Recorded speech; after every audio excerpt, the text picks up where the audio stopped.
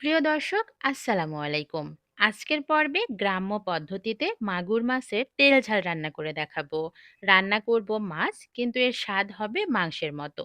তো চলেন কিভাবে মাগুর মাছের তেল ঝাল রান্না করেছি সেটাই আজকে আপনাদের সাথে শেয়ার করি। মাগুর মাছের তেল ঝাল রান্না করার জন্য আমি এখানে 6 পিস মাগুর মাছ নিয়েছি আর ঠিক এরকম সাইজ করে কেটে নিয়েছি। ভালো করে ধুয়ে পরিষ্কার করে নিয়েছি। এখন এর মধ্যে দিয়ে দিচ্ছি অল্প একটু মরিচের গুঁড়া, সাথে দিচ্ছি অল্প একটু হলুদের গুঁড়া আর পরিমাণ মতো লবণ দিয়ে ভালো করে মাখিয়ে নিচ্ছি। মাছ ভাজি করার আগে অল্প একটু মরিচের গুঁড়া দিবেন, এতে করে মাছের টেস্ট ভালো আসে। মশলার সাথে মাছ মাখিয়ে 10 মিনিট রেস্টে রেখে দিব। আর এইদিকে আমি একটা মশলার পেস্ট তৈরি করে নিব। এই জন্য একটা বাটির মধ্যে অল্প একটু পানি দিয়ে দিলাম। পানির মধ্যে দিয়ে দিলাম 1/2 চামচ মরিচের গুঁড়া, 1/2 চামচ ধনিয়া হলুদের গুঁড়া, স্বাদ মতো লবণ আর 1.5 টেবিল চামচের মতো আদা রসুন জিরে বাটা। পানির সাথে মশলাটা ভালো করে নেড়েচেড়ে মিক্সড করে নিতে হবে। মশলাটা রেডি হয়ে গিয়েছে, এখন চলে যাচ্ছি রান্না করার জন্যে। কড়াইয়ের মধ্যে দিয়ে দিচ্ছি পরিমাণ মতো সয়াবিন তেল। তেলটা গরম হয়ে গেলে 1/2 চামচ দিয়ে দিচ্ছি ময়দা। ময়দা দেওয়ার কারণে মাগুর মাছগুলো ভেজে নেওয়ার সময় তেল ছিটে আসবে না, আর সিলভার করে কড়াইয়ে রান্না করার সময় কড়াইয়ে লেগেও যাবে না। অবশ্যই এই টিপসটা ফলো করতে পারেন।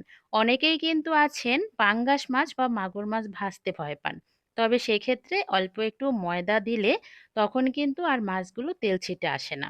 অবশ্যই একদিন এই টিপসটা ফলো করে দেখবেন আর আমাকে কমেন্টস করে জানাবেন। মাগুর মাছের তেল ঝাল রান্না করার জন্য মাছগুলো একদম কড়া করে ভেজে নিতে হবে। মাছ ভাজা হয়ে গিয়েছে, এখন মাছের পিসগুলো উঠিয়ে নিয়েছি। আর ওই তেলের মধ্যে 1 কাপ পরিমাণ পেঁয়াজ কুচি দিয়েছি। পেঁয়াজটা হালকা নরম করে ভেজে নিয়ে এখন এর মধ্যে দিয়ে দিচ্ছি গোটা গরম মশলা, 2টা তেজপাতা, 2 থেকে 3টা দারচিনি আর 2টা সাদা এলাচ। এখন মশলাগুলো পেঁয়াজের সাথে ভালো করে ভেজে নিচ্ছি।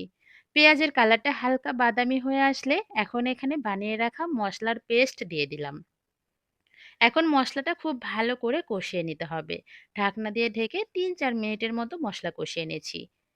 মশলা থেকে খুব সুন্দর একটা গন্ধ বের হয়েছে আর পানিটা একদম শুকিয়ে গিয়েছে। এখন এর মধ্যে ভেজে রাখা মাগুর মাছের পিসগুলো দিয়ে দিচ্ছি। মোটামুটি 2 থেকে 3 মিনিটের মতো একটু মশলার সাথে মাছ ভেজে নিয়ে এখন এর মধ্যে দিচ্ছি কয়েকটা আস্ত কাঁচামরিচ আর সাথে ঝোলের জন্য পানি 1 কাপ। যেহেতু এই রান্নায় খুব বেশি ঝোল করব না, তাই আমি কিন্তু পানিটা কমই ব্যবহার করলাম। 1 কাপের মতো পানি দিয়ে সবকিছু নেড়েচেড়ে মিশিয়ে এখন ঢাকনা দিয়ে ঢেকে ঝোলটা ফুটিয়ে নিব।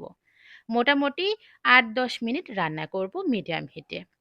মাগুর মাছের তেল ঝাল একদম রেডি হয়ে গিয়েছে গরম গরম ভাতের সাথে পরিবেশন করার জন্যে।